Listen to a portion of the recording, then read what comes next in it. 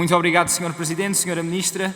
Permita-me dizer-lhe que tudo aquilo que nós ouvimos aqui faz-nos lembrar do seguinte: é que se há coisa que este governo é de facto transideológico. Nós temos um governo que antes da campanha eleitoral, e inclusive no início da presente legislatura, afirmou de uma forma convicta de que iria combater toda a forma de doutrinação. Desse mesmo lugar onde a Sra. Ministra está, o Primeiro-Ministro afirmou, numa das suas primeiras visitas a esta casa, que iria combater a doutrinação em ambiente de sala de aula. No entanto, os meses foram-se passando e as mensagens elas foram sendo bastante diferentes. Ouvimos da parte da Sra. Ministra a defesa da linguagem neutra, quando do episódio com a DGS. Ouvimos também recentemente por parte da Ministra da Cultura uma posição bastante favorável no tocante ao investimento a projetos com cunho ideológico por parte do seu mesmo Ministério, das verbas que estão atracadas ao seu Ministério, e ouvimos também o Ministro da Educação recentemente a defender, ou a permanência no caso, das matérias de ideologia de género na disciplina de cidadania.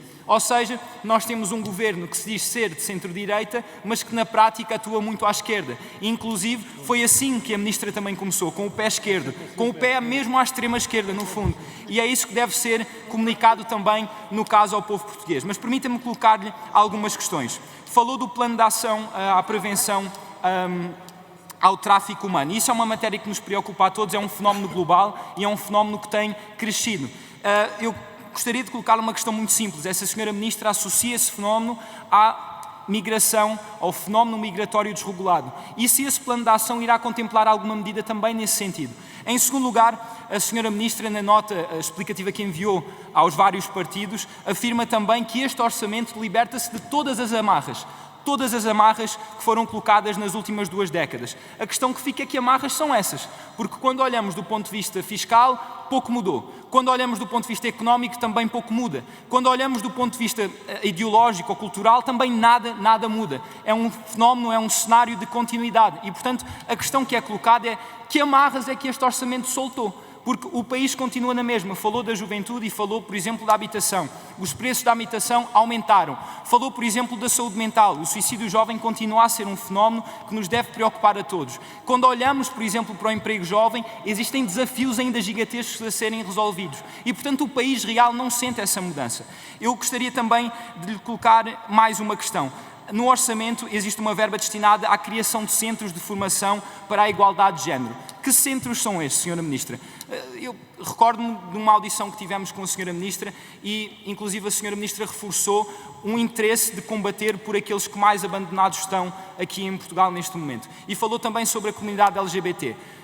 Permita-me dizer-lhe que o povo português é um povo que é extremamente respeitador. Não me parece, inclusive, quando se fala de racismo, não me parece que haja um racismo estrutural. Os dados não apontam nesse sentido. Também não existe um sentimento de homofobia generalizada em Portugal. O que existe, sim, naquilo que é o povo português é a convicção, a certeza de que uma coisa é aceitação e outra é imposição. E o que estes grupos mais nada procuram é precisamente essa imposição. Eu, por exemplo, vou ser pai e se há coisa que eu não quero é que haja essa imposição doutrinária sobre o meu filho. E a mensagem que é passada por esse Ministério é que eu, como pai, não posso ficar em paz porque vou obviamente perceber que se há coisa que irá acontecer é que o meu filho, ao adentrar no sistema escolar, vai ser completamente doutrinado. Da minha parte isso não vai acontecer e permita-me concluir dizendo o seguinte: as dezenas de milhões que foram atracadas a este Ministério não passam de um enorme desperdício. Como o Sr. Primeiro-Ministro diria, da nossa parte, e se fôssemos nós governo, nem mais um cêntimo seria colocado neste mesmo Ministério. Disse.